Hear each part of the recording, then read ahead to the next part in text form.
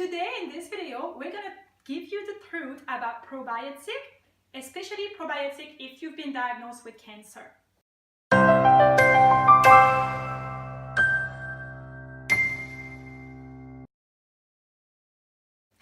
My name is Melanie Roussin. I'm a cervical cancer survivor. I'm also a lecturer at University in Health Promotion, and I'm here today with Dr. Heather. Dr. Heather is a gut health expert. So if you've watched our previous videos, you'll know a little bit more about her. But just before we dig into what we're going to talk about today, if you like what you hear today, I would love it if you could share, like, or maybe tag someone that you feel would benefit from this content. The other thing I would love to know is, please let us know where you're watching this video from. So where in the world are you? Maybe the city or the country where they're from. Just pop a little comment in there to let us know where you're watching this video from, whether that's on the live broadcast or the rebroadcast. So, hi Dr. Heather. Hi Melanie. Welcome to my kitchen. Thank you, thank you. I love coming to the kitchen where things happen, where the magic happens. So today we're going to talk about probiotics. Because I feel there's a bit of a probiotic hype at the moment. And what I'm wondering is, what does that mean for people who have cancer, especially, you know, women or young women like myself? What's the role of probiotic and cancer? So first of all, what's probiotic? Okay, well, that's an excellent question. Thank you. The textbook definition would be, you know, it's like pro-life. It's biotic. It's a living organism inside our belly. Okay. So we've got bacteria, millions and millions and millions of bacteria in our gut that are actually digesting our food for us, that are helping to assimilate our nutrients, that are making all sorts of vitamins and minerals, and they're busy doing all sorts of stuff for us all the time. We just ignore them, but they're there. They're very important. Yes. And things like chemotherapy can really muck it up. Yes. It actually will kill off your good bacteria. And so we can use things like probiotics to help replenish probiotic foods. Wow, so that's especially relevant to you if you are going to chemotherapy, but also if you've had cancer. The chances are that probably you need to replenish the good bacteria. Kind of radiotherapy or any of those therapies, there's the gut will have been very damaged and we'll need to rebuild it. And I know before personally I had cancer, I had a range of different kind of infection in my body, and I had to take antibiotics for quite some time.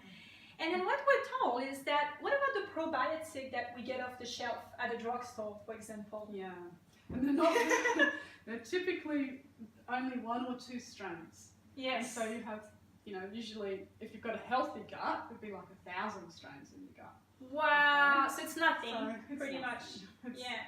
It's nothing. So when we look at fermented foods, traditional fermented foods, they can have hundreds of things in them.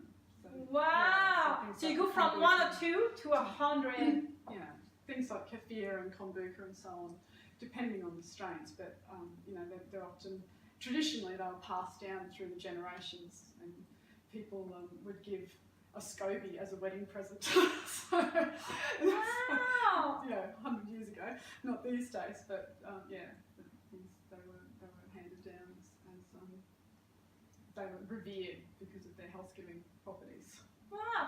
One thing I was kind of blown away before is the fact that it's not only that there's 1 or 2 strains of bacteria, but it's also that they go straight through. True. I think so. What we call transient, I think. That's so true. So yes. You're right. The store-bought probiotics will help to stimulate the immune system, and that's not a bad thing. That's still a good thing. They will help to stimulate the immune system on the day that you take them, but they don't colonise the gut. Wow. So we do a lot of gut sequencing, and we know they don't colonise the gut. So people can have been taking, you know, one of the major health brands that's in the chemists that most people take, that have Lactobacillus acidophilus and Bifidobacter and so on, and then when we actually sequence their stool, they don't have any of those. And we're like, but I've been taking it for 10 years. It's like, So basically what we're saying is, if you want to take some probiotics, save yourself some money, because they have an amazing marketing, they have a lot of marketing campaigns around their products. So save yourself some money, and you can do at home what we're going to show you here today. So we're going to make a probiotic drink, and I know you're very passionate about that. So please take us through the process. Okay, so today we'll just do a kombucha, because that's really easy, and they're popping up all over the place. I'm seeing them in cafes, in health shops. I've seen in service station fridges. I'm so thrilled. So I just think a year ago nobody knew what it was. So kombucha, it's popping up everywhere. It's delicious and it's a probiotic drink. So it's a lovely way to replenish your gut flora and get people off the soft drinks, which are dreadful. Yes, that's what I like about it, because it does feel a bit like a soft drink. Great, great. So, okay, what do we have here? Okay, so it's very easy.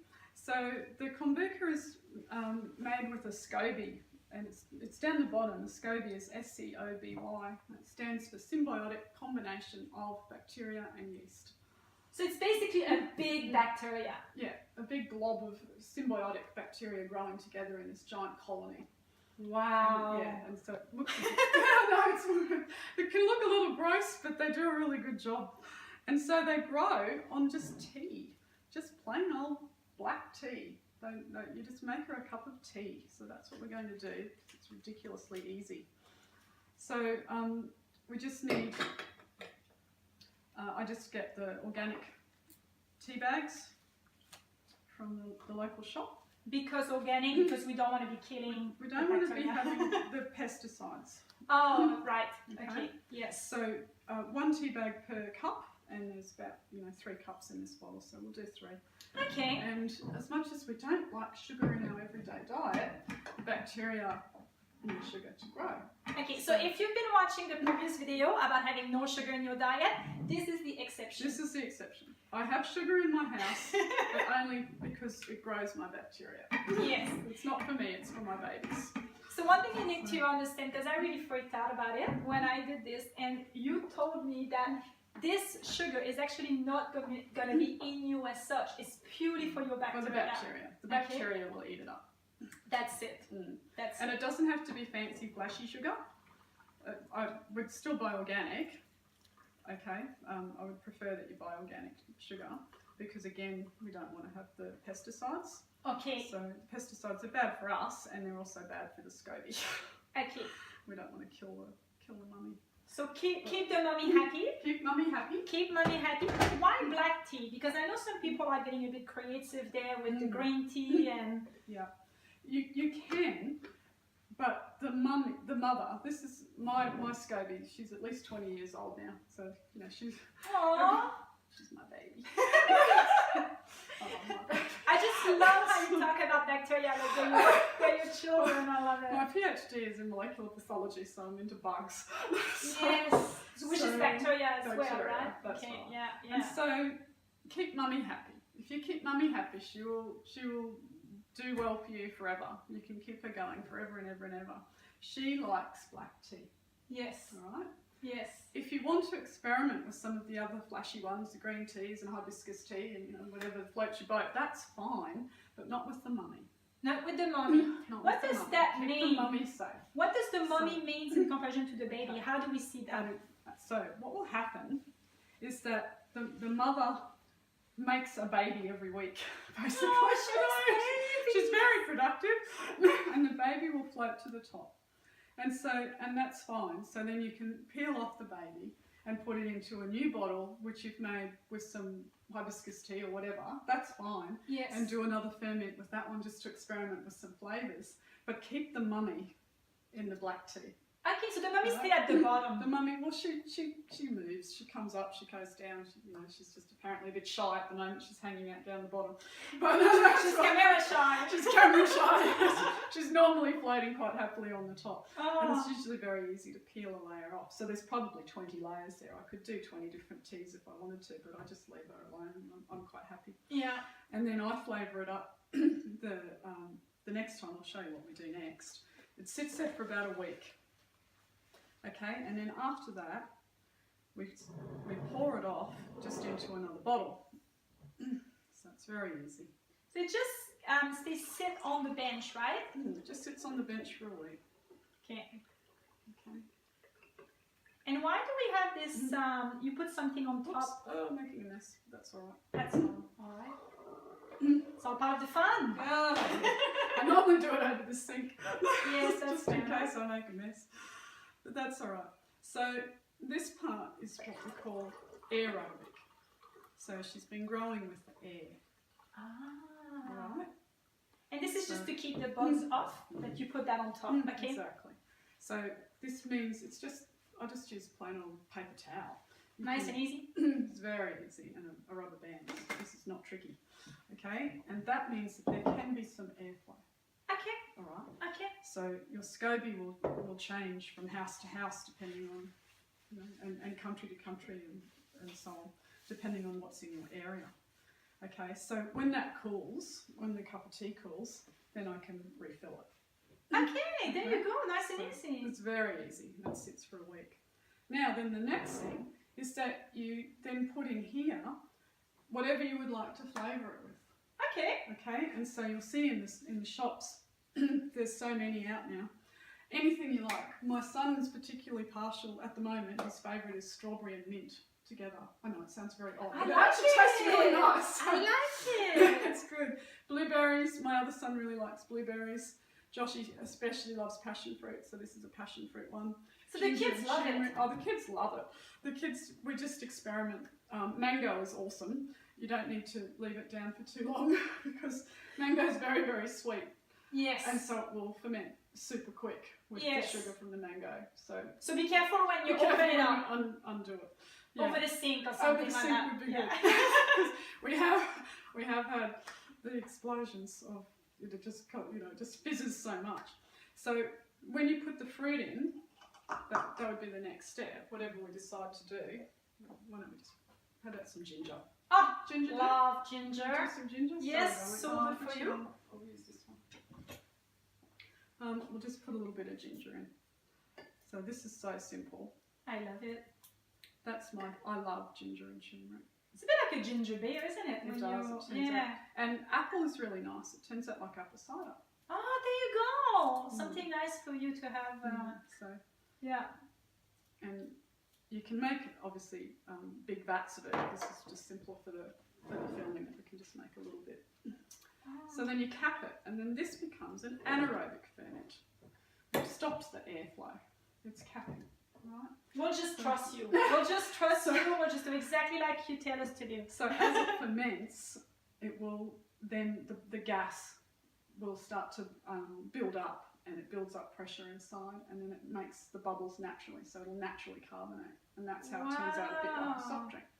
So this one I put down yesterday. Did this process yesterday. Was yesterday afternoon because I realised we had to film, and I thought, oh, I should have some ready to go. And here's what I prepared earlier. so normally I would give it 24 hours. So I'm not sure if it'll do a good pop fizz because it was really quite late in the afternoon. But we'll see. We might get a bit of a pop.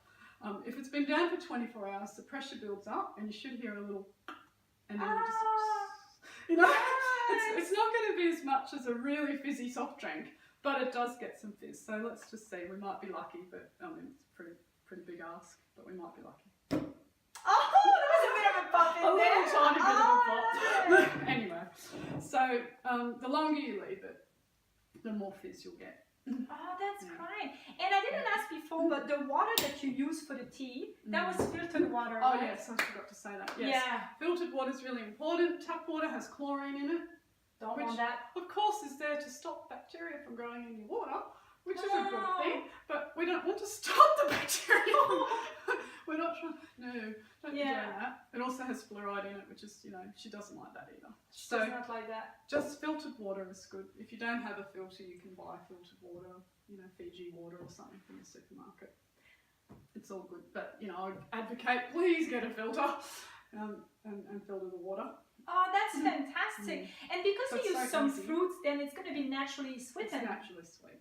That's fantastic. Raspberries, strawberries, anything like that. It's so delicious. Wow. I'd love it if you're loving what we're doing now, maybe pop a little comment in there about what would you put in your kombucha when you're making it, What kind of fruits, because we can really get creative, and I'd love to hear some new ideas.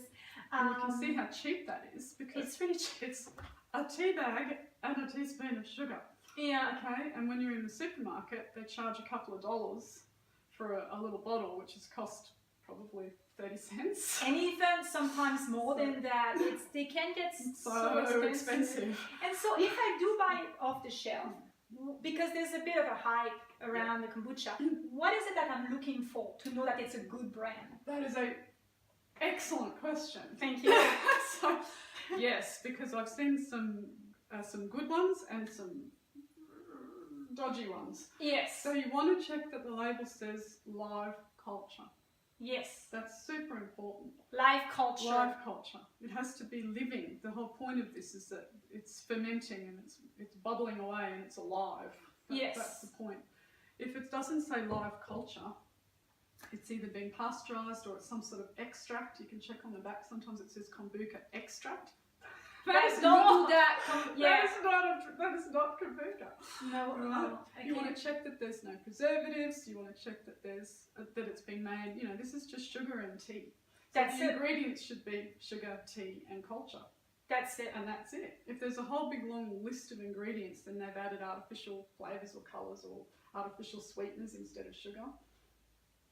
Wow. Not so good. So let's say, Dr. Heather, that I actually want to know, because I'm still really curious about this link about bacteria in my guts and my cancer, you know? So if I want to know, you know, what's in my guts exactly, you know, do I have enough good bacteria as it is or not? What do I do? Another excellent question. And that's exactly what we do at our clinic. Okay. So we sequence the microbiome.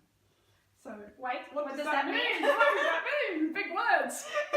So slightly gross thing to talk about, but we can actually have a look at what's actually in your gut Yes. by looking at what comes out. Okay. It's a poo sample. It's a poo sample. Poo sample. And that's how we find out. By looking at that, we can sequence it. Yeah, so you can see exactly what's in what's in there. my guts. Yeah. So what do I do? How do I go about it? It's easy. So in the old days, they could only look under a microscope at what was growing. Okay. And so until very recently, that was all there was. And so they could only grow things that grew in oxygen, which is not very much because let's face it, the gut is anaerobic. There's no oxygen in there. So they were missing the vast majority of species. Yeah. So they used to be able to detect about 20 odd. Well, we know there's over 1,000. Okay. All right. So with sequencing, it's a little bit like the police are dusting fingerprints these days. Oh, I like it. If there's a robber. Yeah, yeah. Back in the old days, you had to see the robber leaving the house and, you know, identify them by seeing them. Now you can dust for fingerprints and take it back and check over a database of fingerprints. So you're like a detective. It's like, And so all we have to do inside here is a swab. Yes. And so we get people to just poo into a takeaway container or something that they can throw away, obviously. Yes. And then you just run the swab along the poo and then put it into the preservative and put the lid on, and that gets sent off to the lab and sequenced. Wow. And then we get to see how many dudes are in there, whether they're good or bad. And so quite often what happens with cancer is that there's what's called a dysbiosis. So there's an imbalance and the bad guys take over. Right. And so what we want to do is reduce the bad guys. They're very inflammatory and they can be producing toxins, they can be producing, you know, all sorts of inflammation that helps you feel tired and sick and not well. And so what we want to do is reduce that and increase the good guys. Especially if you have chemo, because that's just going to Chemo wipe can all the good totally wipe out bacteria. the good ones. So, and then it's something that you send to people by the mail? That's right. By mail. So even if you're not living in Australia, we can send that to you. And then also then the next step is for people to meet with you, have a chat, see what's going on. So we do appointments by Skype. We just see people all over the world and it's very easy. So we can post kits out to wherever you are and talk to you. As long as you have internet, it's all good. Oh, that's fantastic. So we're going to pop the link to email Dr. Heather to make an appointment or make a phone call if you do want to know what's happening in your gut. Otherwise, you can always make this beautiful kombucha watching this video. We hope you enjoy and we wish you health.